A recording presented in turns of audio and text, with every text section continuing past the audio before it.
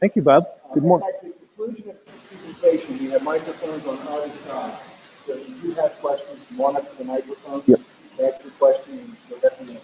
Yeah, actually, good morning, everyone. And you don't even have to wait till the end. We really do want this to be more interactive in a town hall. So if you have questions about anything as I'm going, feel free to just jump in and ask, okay?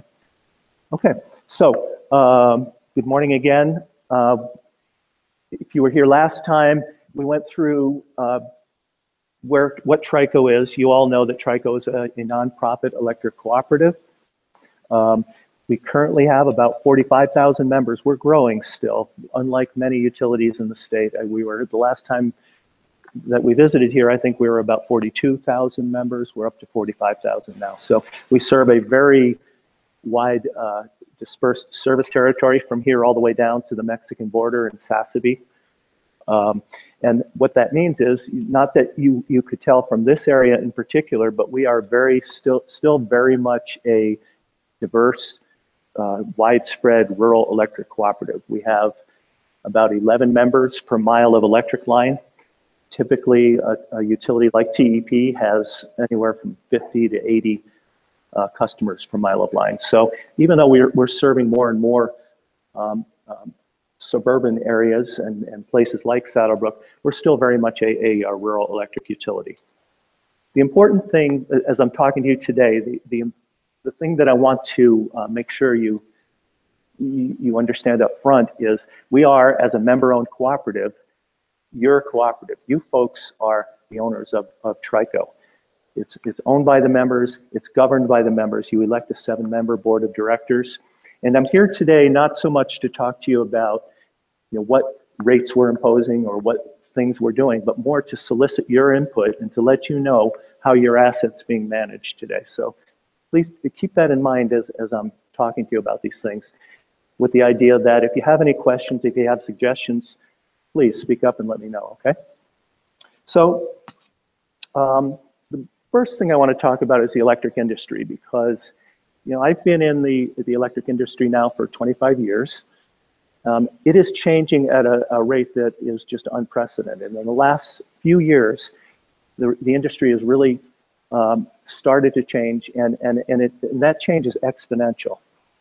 What's happening is, by and large, we're seeing an influx of new technologies, and the renewable solar, rooftop solar, distributed solar is only one element of that.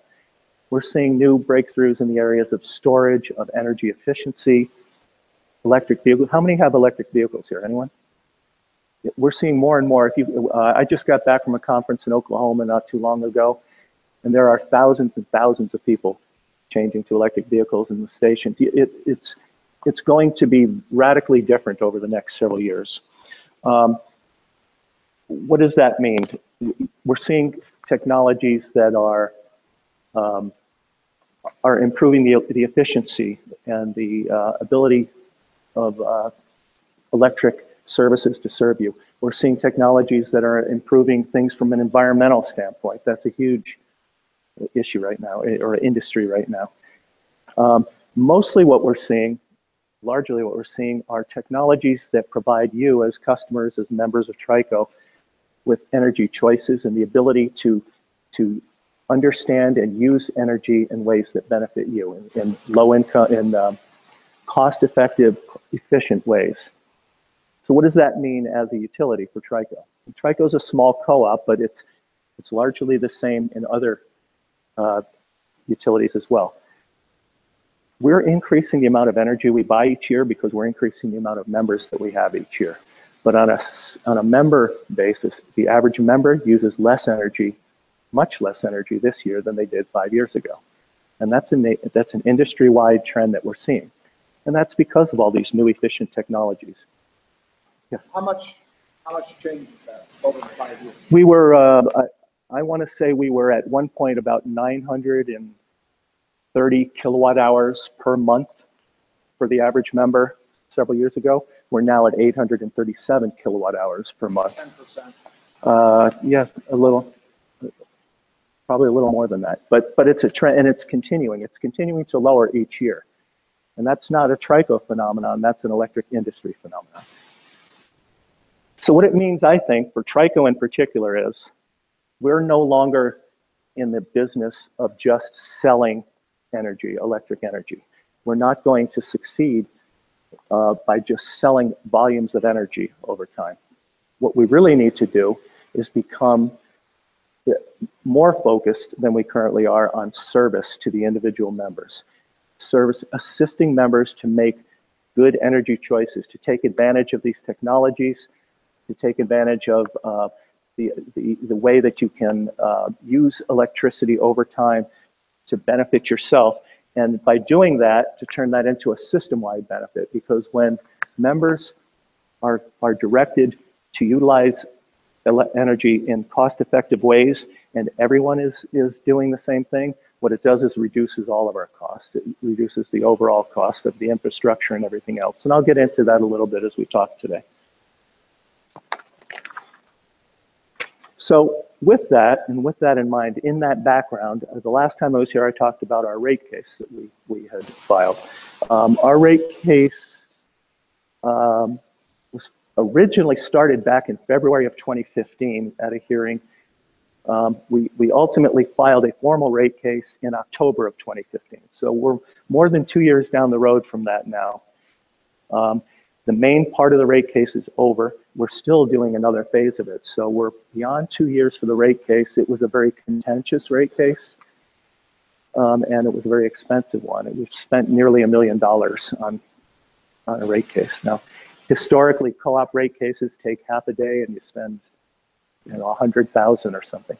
This was ground zero for the discussion about renewables in Arizona. So, and I'll talk about that a little bit.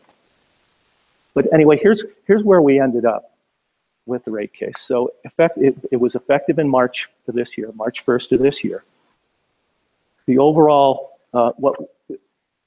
we did a couple of things.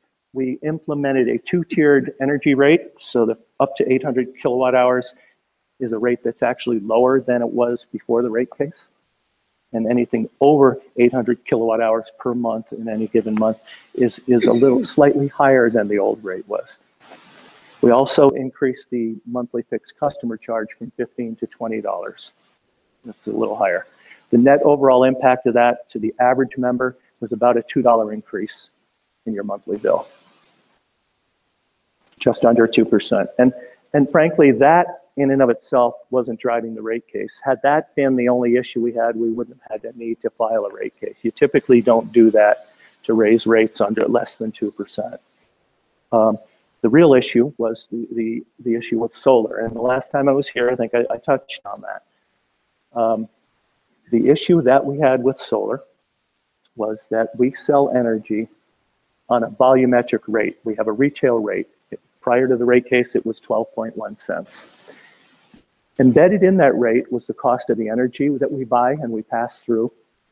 But it was also embedded in it was the cost of building, maintaining, financing the electric grid. You know, the generators that supply the electricity, the transmission lines that carry it to our system, the distribution lines that bring it to your home, the meters that serve you.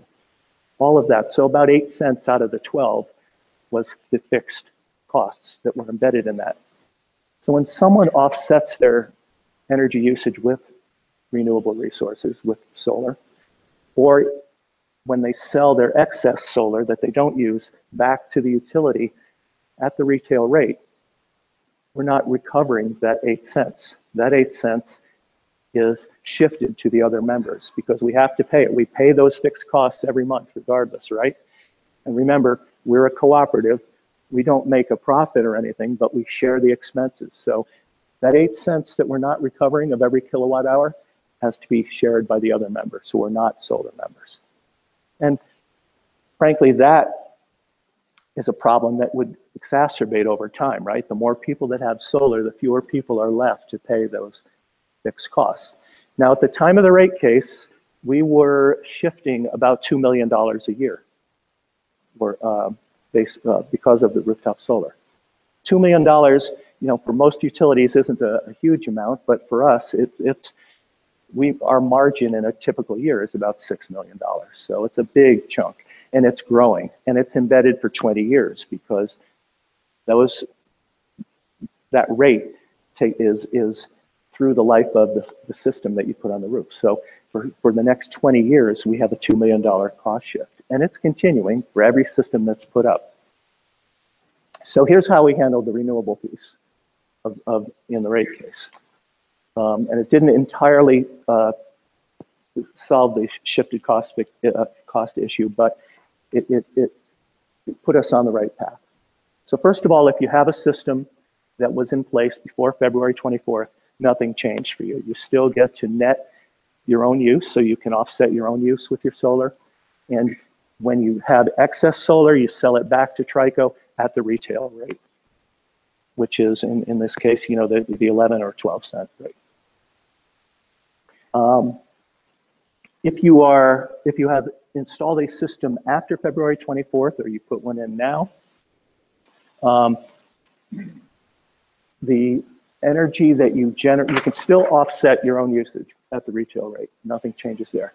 But the energy that you generate over and above your own use gets sold back to TRICO at 7.7 cents rather than the 12 cents. And that rate, the 7.7 cents, will change periodically based on the competing cost of large-scale solar and other things. So over time, that rate, I would expect it to come down. If you sign up for the rate, if you have the 7.7 rate, you keep that for 10 years. New people after that, when the rate changes, keep that for 10 years. What the effect of that was, it reduced the monthly subsidy or cost shift per member from $90 to about $64 per month. So it was about a third of that cost shift goes away now per month. The big thing that it did, though, was it reduced the volume of applications for solar and interconnections. So we were getting 50 plus applications a month before the rate case. Now we're getting 10 to 15 a month. So that $2 million number isn't growing as fast. But it didn't go away entirely, right? It's still continuing, and we're still continuing to see that growth in the fixed cost shift. Yes, sir? Yep.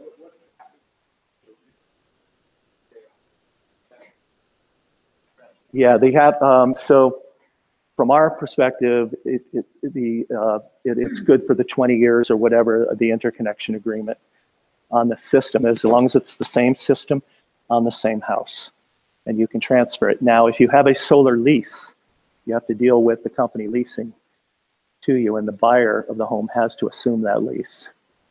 And you know, that will depend on I think the solar company will make a credit decision whether to allow the transfer.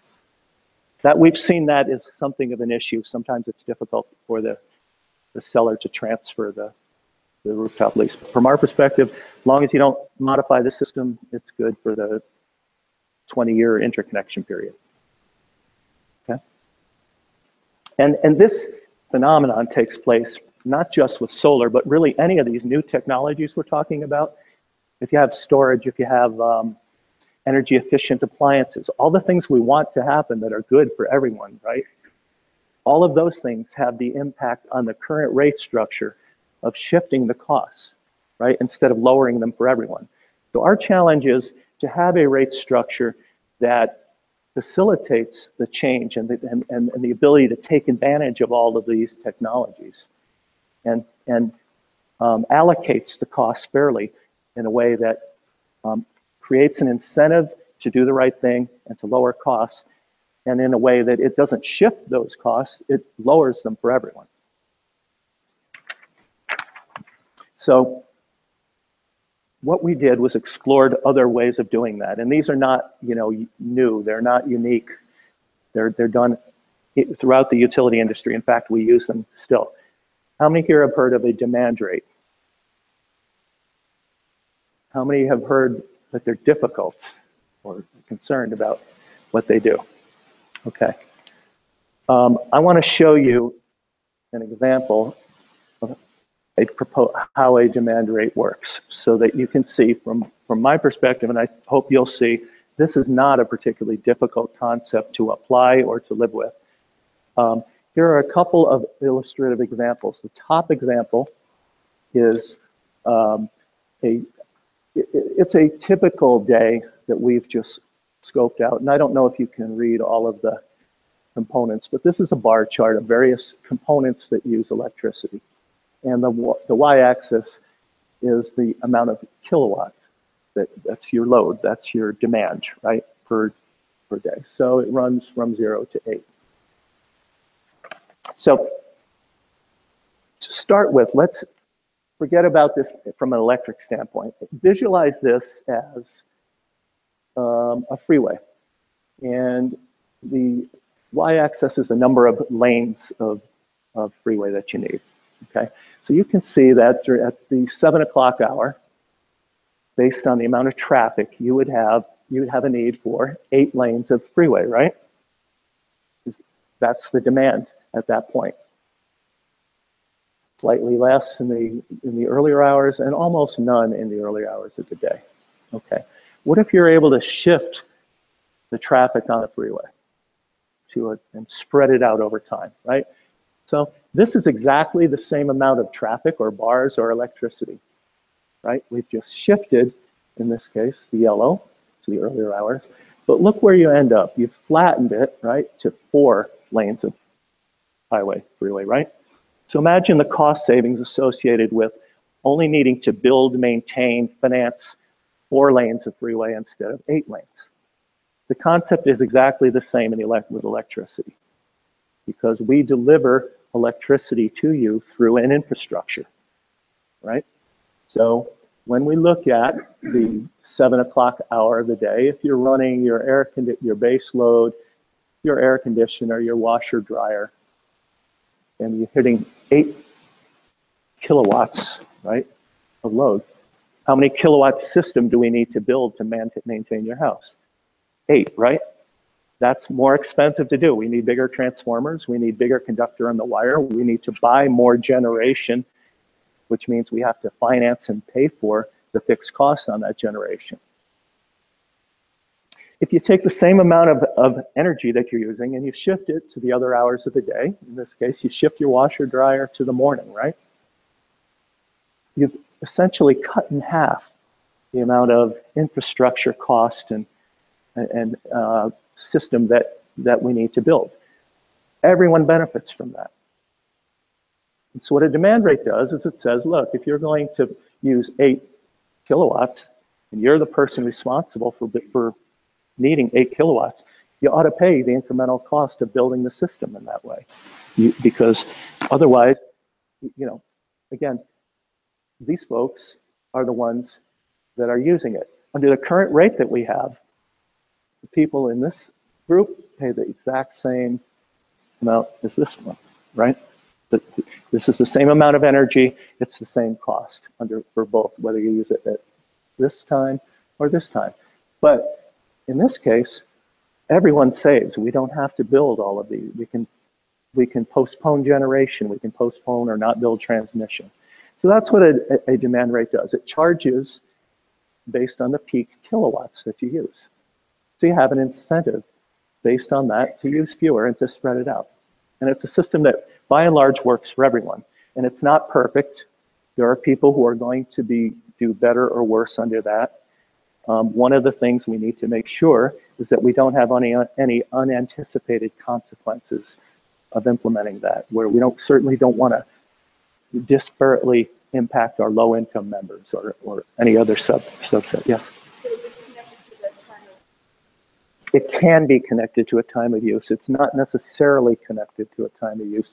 What the objective is to lower your individual peaks so that your load usage is flat, right? With the overall system becoming flat as a result. Now, in a system where your energy cost is higher at this time of day, and it typically is, although for a lot of reasons, ours doesn't necessarily track that way, but you can have a time of use component to your demand rates, right? And many utilities do that. And that's another possibility. So with that, I want to make sure you understand this is something we're exploring. This is something we had proposed to explore in our rate case originally. We were suggesting that we implement a $0 demand charge so that we could show you what it would be and educate our members of how to use them. What the Corporation Commission preferred is that we conduct member outreach after the fact. And this is step one of just introducing it. Over time, we're going to be doing more outreach and education and training, and hopefully, or importantly, finding out from you how it works, collecting data as to what the impact is and whether or not it's creating issues. Yes, sir.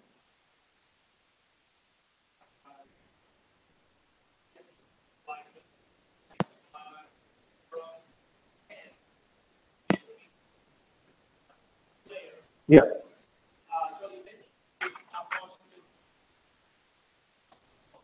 You're incentivized to. Yeah.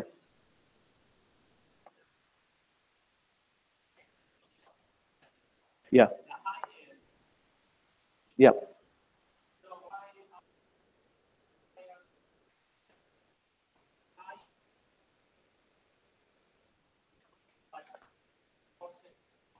Well, actually, the time of use rate we have now is not really an effective rate for the reason I alluded to before. What's happened is we don't really get a demand signal.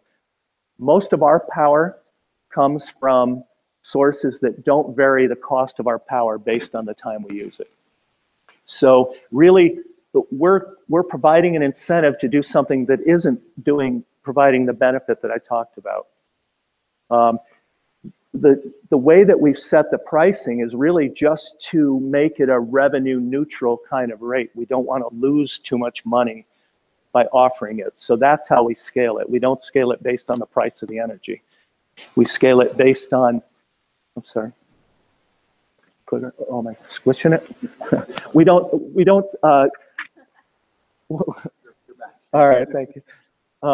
We do it based on the ability to recover enough revenue so that we're not losing money. At one point, we were losing over $1 million a year on time of use. We're actually phasing that rate out whenever the next rate case takes place. So, unfortunately, yes. However, I think if we have a rate like this, you're going to be able to take advantage of that to accomplish much of the same thing you're doing now, with the added benefit that it will benefit the whole system by doing it. So the answer is yes, we're taking it away, but we hope to have an even more efficient and effective system that you can take advantage of.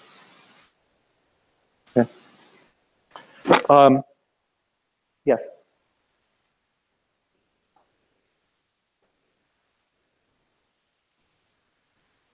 Peak time is, for us, tends to be after folks in the summer when folks get home from work and start ramping up. So it's usually 6 o'clock, probably, 6:30. Solar tends to lag that a little bit, so solar is typically not on in full at the peak time. Now, solar can be used and is used to reduce overall demand. To the extent it's on at all at the time of the peak, it helps to lower it. So it can be. And storage is a game changer. If you have storage, you can really manage it to do that. And that, again, this type of rate encourages you to, provides you an incentive to go out and take advantage of that kind of technology and flatten the whole load. Okay? Yeah. Well, we're getting applications now for storage. I think the Powerwall, the Tesla Powerwall, I think we've seen how many applications do we have? A handful? Couple? Yeah. It's becoming more and more popular. I don't think it's cost effective yet, but if it follows the same path that the solar panels and everything else have, the efficiencies are improving, the cost effectiveness is improving. I really think it is only a matter of time, and we're going to have not just individual residential storage, but large scale storage. That's going to be the big, from my perspective at least, the big game changer for us. Batteries. Yeah. I just recently used it. Yeah. And my husband every time solar on, yeah. and no one will talk to it. No one will. Well, we're getting Well, 10 to that's 15 what more. I did, and then they said, no, we can't. Solar City. Okay. Solar City, Solar yeah. City can talk to you. Pardon me? They were wonderful. You should talk to other people. You really should. That is not, pardon me? So she said that the Solar City told her they couldn't talk to her about installing renewables and batteries because they're in TRICO's service territory. That's not accurate. We have 10 to 15 of these a month. We will talk to Solar City or anyone else about it. Solar City's issue is that TRICO lowered its export rate to 7.7 cents. So that for the energy you generate over and above what you use, it reduces to 7.7 cents. That's not as profitable for Solar City to install a lease at that rate. What it is about what it is, what TEP is offering, right, based on the change in rates. But Solar City has chosen, they intervened in the rate case. They're the reason, frankly, that we spent $1 million on this rate case. And we've been going back and forth with them, but we are happy to install a Solar City product to interconnect to Solar City or any other utility. And if you want some names of people we're doing business with, talk to Larry after. We're happy to do that, okay? Yes?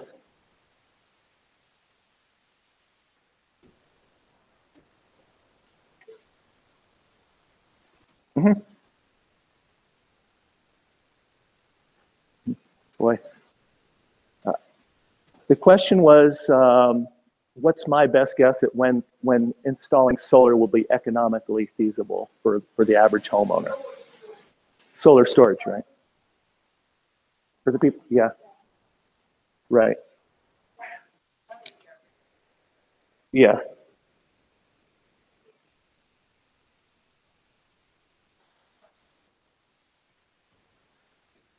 Yes, today there's no, that's right, there's no difference in, if you store solar, if you have a system, you're already netting it and you're already selling it back, the excess back at the retail rate. So storage doesn't particularly help you achieve this, and it wouldn't save you. So that's one of the issues right now. It wouldn't particularly save you. But if we have a demand rate, right, and you're able to, get the right one, and you're able to reduce this through storage to this, that's going to save you a ton of money. And that's the idea. That's again, that's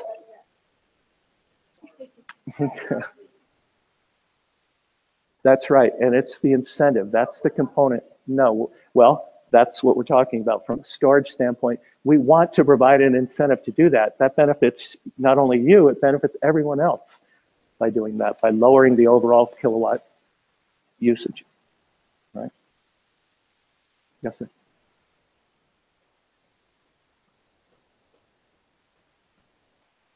No, it does not. The question was, does adding storage to your system void the grandfathering situation? So the same question, if you have a system now and you wanted to add storage, does that make you subject to the new rate? And it does not. As long as you don't change the capacity of your system, you're not adding panels or doing anything else. Do we have residential customers with storage? Yeah. Really just a handful though, and mainly for the reason we just talked about. It isn't in TRICO's service territory, it isn't a particular benefit to you because we don't have a demand component. So even though you're lowering and flattening your load and it's a good thing, there isn't a benefit to the system yet because we haven't got that component. Okay, yes?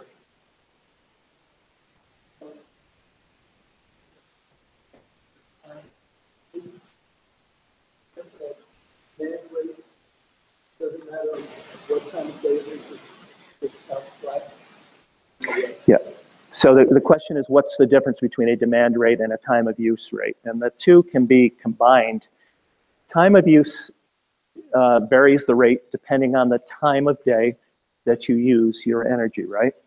Demand rate varies the rate or charges you based on the total kilowatt usage at any point in time. So it's your highest kilowatt usage is what the demand rate is based on. Time of use rate lowers your actual rate that you're paying for the electricity based on the time that you use it. Is that?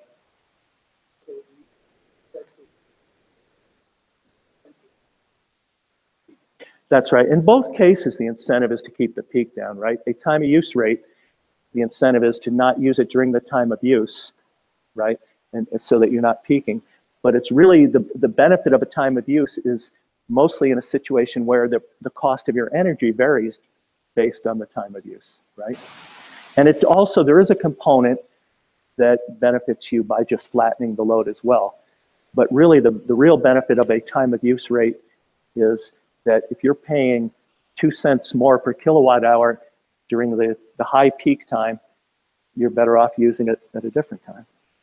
So that's the benefit. But there are rates that combine both. In fact, a lot of utilities do have a time of use demand rate so that you're charged on your demand during certain hours of the day.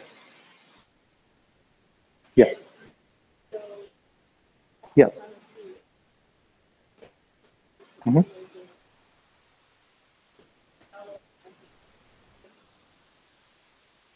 The $10, so the question is, people on the time of use rate saw a $10 increase in their monthly fixed rate. I think it was a $5 increase. I think we raised everything by $5. You have a higher monthly fixed rate for time of use, right? It's $19, I think.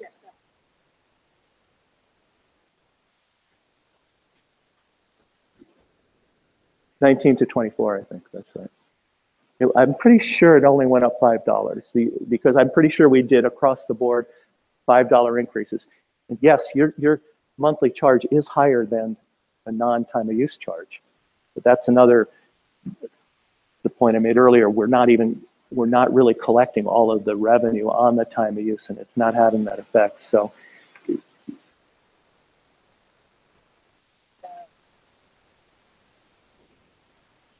it is. So the higher monthly charge in a time of use is to balance out the revenue associated with that rate. Yes. Okay. Okay. So path forward, where are we going? Well, I talked earlier about member outreach. This is one aspect of it, but we're going to do more intensive member outreach and member education. We'll probably have things like focus groups, and we'll have pilot programs, perhaps different types of things for us to both provide some education and some comfort, frankly, about the use of things like demand rates and an understanding that ultimately this is a zero-sum game. These rates are not intended to increase the revenue that we receive. They're intended to create a more fair allocation that's fair and provides an incentive to take advantage of these technologies that lower everyone's rates. So we'll be doing some of that. The other piece of it, of course, is collecting the information about how you're using it, what the impact is, so that we can determine, is it having the right impact? Is it doing the things we intended for it to do? Is it having a disparate impact on particular groups? We don't want that to be the case either. And there is flexibility in the design of these things. You've seen the folks who have implemented them have used different methods of calculating peak demand. And should you be penalized if you spike up in demand for unforeseen reasons only once in the month? There are ways to address that kind of thing, and that's what we're going to be talking about in the outreach.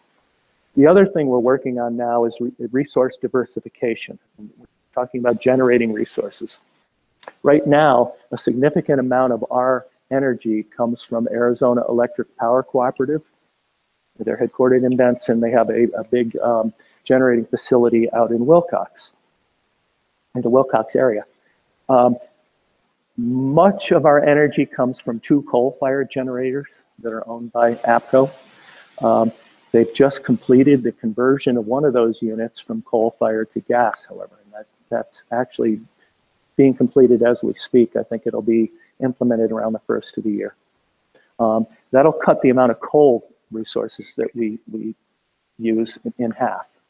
And that's a trend we're seeing nationwide, obviously. TP's shutting a lot of their coal down. You're just seeing a move away from that for all the reasons, you know, the environmental reasons and everything else. And that's, frankly, that's going to happen whether or not the Clean Power Plan or anything else goes away. The economics are driving that. Okay, so that's happening. We're also diversifying in the form of renewable resources. So right now, our TRICO's monthly load, peak load, is typically, the high load is in the 200 megawatt range, right? About 200 megawatts is the highest we hit, maybe a little higher than that. Right now we have 22 megawatts of rooftop solar throughout our system. We have another 5 megawatts of large-scale community solar that we purchased not too long ago for a long-term contract. And then in addition, we're working right now on a 10 megawatt solar facility that's going to be out here in the service territory. So overall, we're going to have a pretty significant portion of our energy capacity in the form of solar. And it's a nice diversified mix. And I think from a utility perspective, that's a good thing to have. You don't want to be overly dependent on any one type of generating resource. So that's where we're moving with that. Okay? Yes?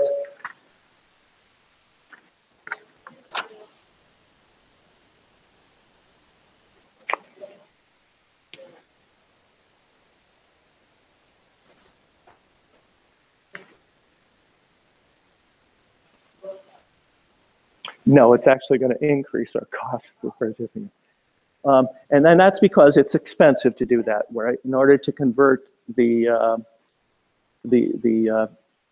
coal unit to gas, you have to do the capital improvements and everything else. So there's the capital cost of doing that. It also was in connection with that. APCO agreed to put some pollution control technology on the coal unit. That's another $30 million. So that's going to be an increase. The real increase, though, is that the gas unit, the coal unit that's converted to gas, is not as efficient as the coal unit. So, and it's not a particularly efficient gas unit. So we're going to end up probably buying market power against that. We'll still have it if we need it, but in a lot of cases, we're going to buy market power. In the cases where we don't, we'll still have to buy that gas power, and it'll be slightly higher than the market typically. So yeah, it puts some upward pressure on it that we're already seeing, frankly. When we eliminated recently the 1.5 cent PCA credit on your per kilowatt hour on your bill, that was largely in response to the environmental costs associated with converting that unit. Okay. But that's not something, I mean, when we think of costs, we think in terms of relative impact, right?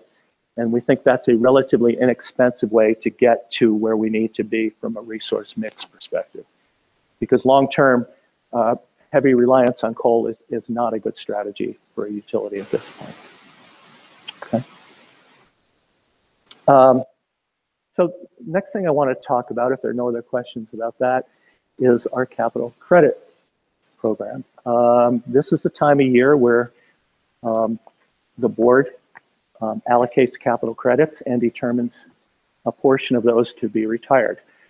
You all are in the first billing cycle, so you should be getting your bills now and around this time, and you should see on there a capital credit refund associated with that. So the way, for those of you who are not familiar with it, the way capital credits work is that utilities, a co-op each year runs the business. To the extent we have any margins left over, those are allocated to the owners, to the members, in a capital account. And annually, the board will retire or pay out a portion of those capital credits to the members. So you can see if you have, and the retirements take place over probably a 22-year period. So your retirement, your allocation this year will be paid out over a 20 to 22 year period. But you can see where if you've been on the system for 10 or 15 years, you're going to start to accumulate a lot of retirements, right? And so your retirement will be larger each year. In this case, this year, we're retiring about $1.7 million in retirements. And your allocations of that retirement should be reflected in your bills for this month when you receive them.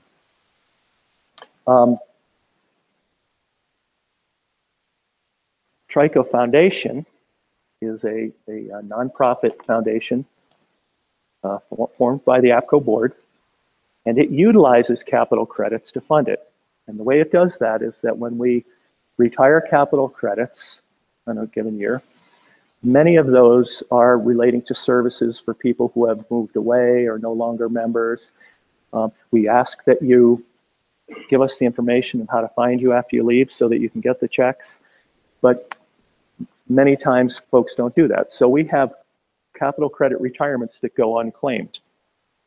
Under the TRICO bylaws, unclaimed capital credits are used to fund the TRICO Foundation. That's the primary source of funding for the foundation.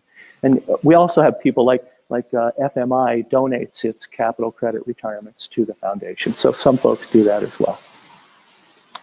The purpose of the foundation is, let me back up, our bylaws, just as an aside, our bylaws provide that in the event that you don't claim your capital credits, they're deemed to be gifted to the foundation. So it should be self-operating, but I'll talk about an issue we have in a minute. The purpose of the foundation is primarily for scholarships. 100% of the proceeds or the money that goes into the foundation is used for either scholarships or in some cases to fund the Washington Youth Tour. Last year we did $129,000 in scholarships. Over the history of the program, we've done over $1.5 million in scholarships to over 400 kids for 4-year and 2-year colleges. So it's a very good program. We don't charge an administrative fee. We don't do anything other than use the money for scholarships. But last year we ran into a problem that I was talking with Bob about before. A legislator serving in the Tucson city area had an issue with a position the co-ops took in some other unrelated legislation. And she took it upon herself to challenge the ability of co-ops to use unclaimed capital credit retirements to fund scholarships and charitable programs. And she brought that to the Attorney General, who brought it to the Department of Revenue, Arizona Department of Revenue. And the long and short of it is, we tried to get legislation passed last year. She opposed it and got enough people to oppose it so that the Department of Revenue is now challenging our continuing ability to use funds for that. We're proposing legislation again, the co-ops are. We're proposing legislation again this year to the Arizona State Legislature. We think we have the support this year to pass it, but that legislation would allow us to continue to use unclaimed capital credit retirements to fund charitable programs, and is consistent with what co-ops in 28 other states are doing. So, yes.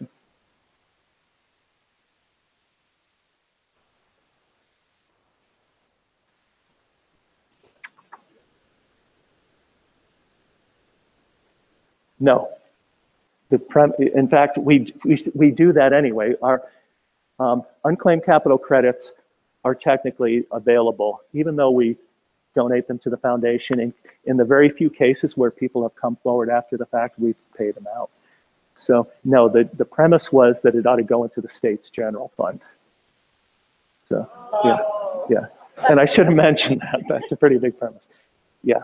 So we think that's not the right thing to do. We're a community-based organization. The money ought to stay in the community and ought to be used for community purposes. So most of the legislators, frankly, that you talk to feel like it's a no-brainer.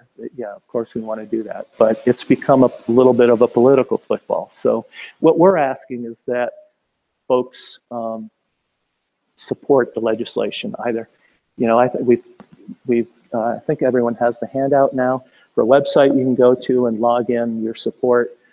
To the extent you have the ability or you know your state legislator, talk to them about it, tell them it's a good thing. I think, is Vince Leach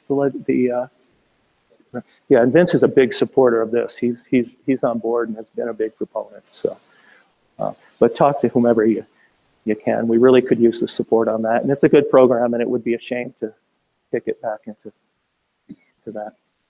So, okay. Let's see. The last thing I think that we have is the annual meeting. This year, for the first time, you're going to be able to vote for your directors electronically. So that'll be up on the website sometime after the first of the year. But you'll still, of course, be able to vote either through absentee ballot or even better in person at the annual meeting. And we encourage you, whether or not you vote electronically, please come to the annual meeting. It's at the casino this year again. It starts at 10 o'clock. It's usually well attended. It tends to be a nice day. But we really encourage you to come out and participate in the democracy of the co-op, and it's your organization. So this year we're electing 3 directors. There are 7 total. This is the year where 3 directors are up. Your director is Jim Pyers. Jim is not up for election this year. He's on the 2nd year of a 3-year term. So, and Jim could not be here today. He had knee replacement surgery yesterday, which went very well. So we're happy about that, but unfortunately he could not be with us today. But here's his information, and he encourages you to contact him at any time if you have any questions. Okay? He's a resident, yes, yeah, absolutely. Yep, so that's all I have. What questions do you have for me? Okay, go.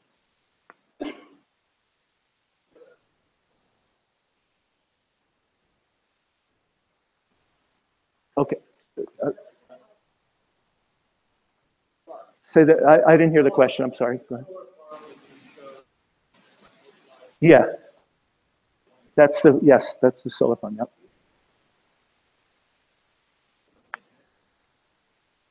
Yes. There still is. Yep.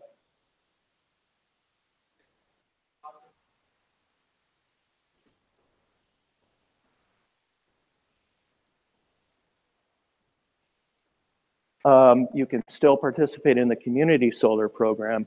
The large scale, the multi-megawatt programs we're doing, arrays we're doing, are through power purchase agreements. Through the way that it works is that in order to take advantage of the tax credits structure and to lower the cost, you have to structure it as a kind of a lease purchase. So that doesn't facilitate having member participation directly in it. So what we do is we buy the power and everyone benefits from it that way. Was that the question you were asking?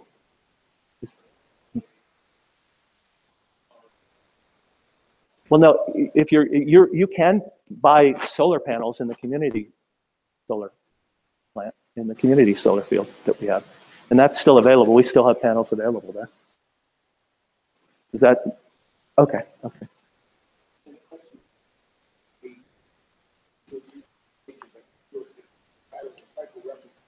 Yeah.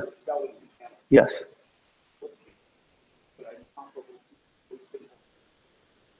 It is not priced comparably to the lease things right now. And we're looking at what we do with that. We have several alternatives that we're considering. One of them is we've had some interest expressed by the Desert Museum, for example, in buying a big piece of it.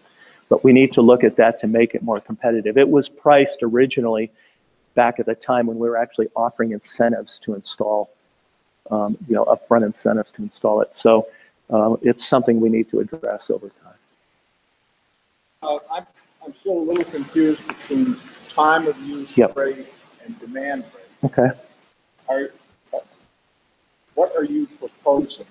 Well, we're not proposing anything yet. What we would like to do ultimately is have some form of a demand rate. Okay, and that demand rate could have a time of use component, but as I mentioned, we don't currently pay more or less for our energy based on the time that it's used. So in Our best case would be to have everyone lower their usage across the board, to flatten their usage across the board.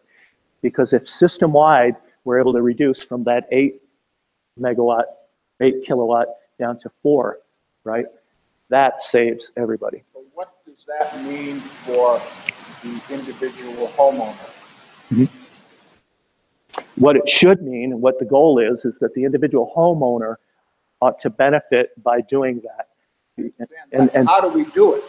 Well, how you do it is by shifting your load. So you don't run your dryer, your dishwasher, your power tools, and everything else at the same time. Instead, you shift the time that you do that. So it is a time of use piece from that standpoint. The time you use it matters. But you would shift it to hours where you're not using other appliances. And there are devices that will tell you how much you're using at any point in time. Most major appliances that you buy will have your kilowatt draw on them, so they'll tell you what your load is going to be using in that.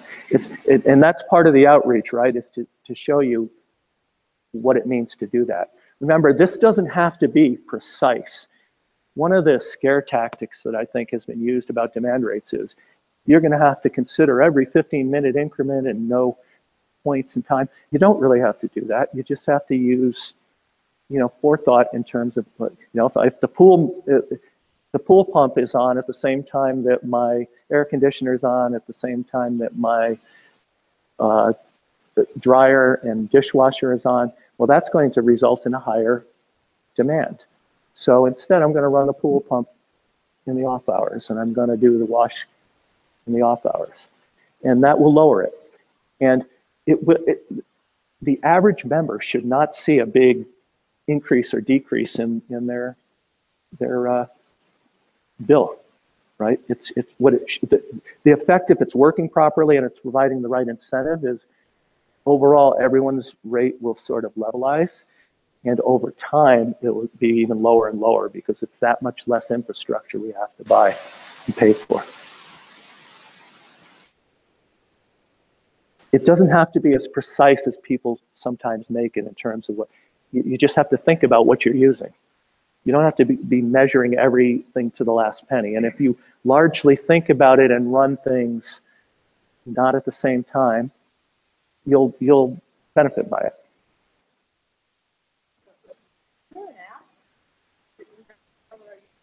I'm sure there are apps. There are tons of sources that you can tell what the use from any particular appliance is. As I mentioned, most of them.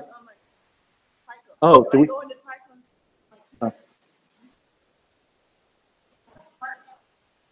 Right.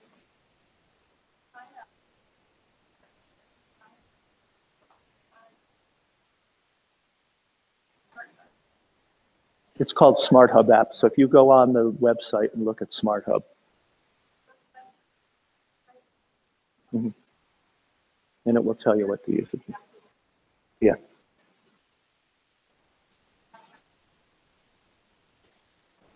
Yep. Yes.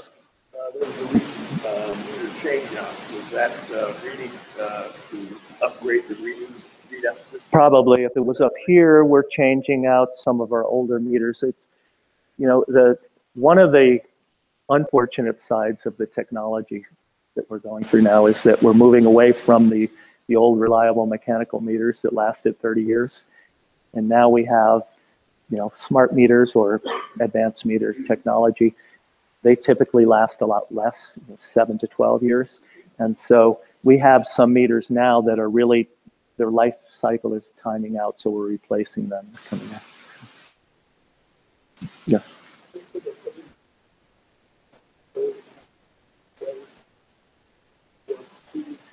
Mm-hmm. Yeah.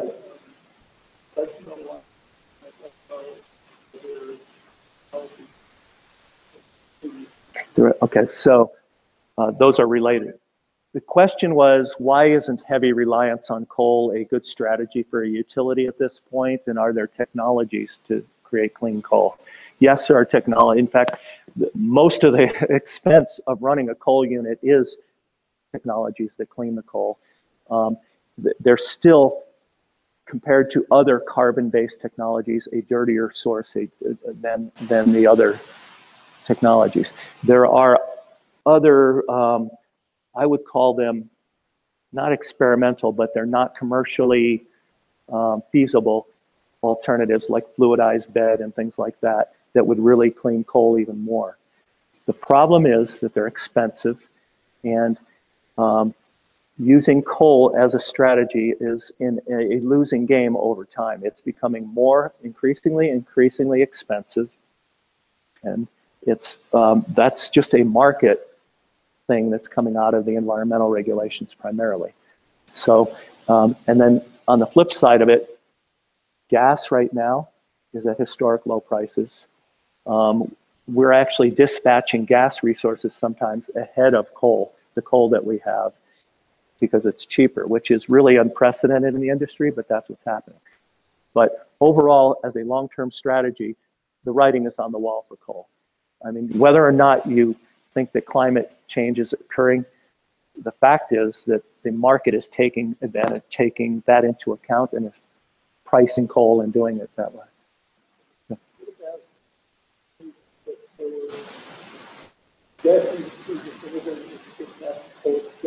Yeah. Well, yeah, that's assuming that the gas industry is one person, but gas, it tends to be a market, right? There are competing entities in gas.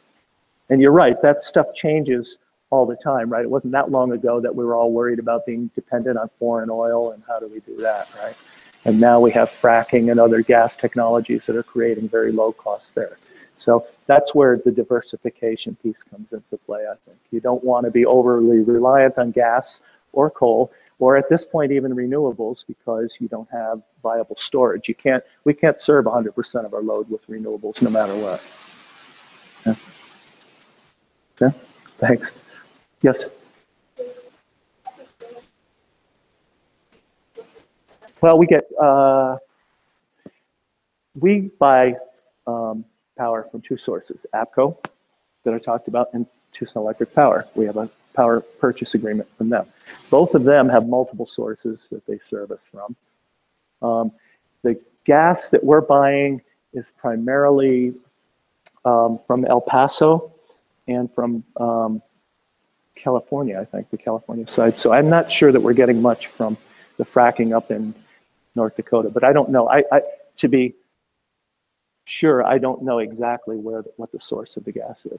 But the fracking piece of it makes all of the gas cheaper, right? Because there's more supply. So if fracking were to become unfeasible or determine that that's something we can't do anymore, it would impact the market. Even though we're not buying gas from fracking, it would still raise the cost.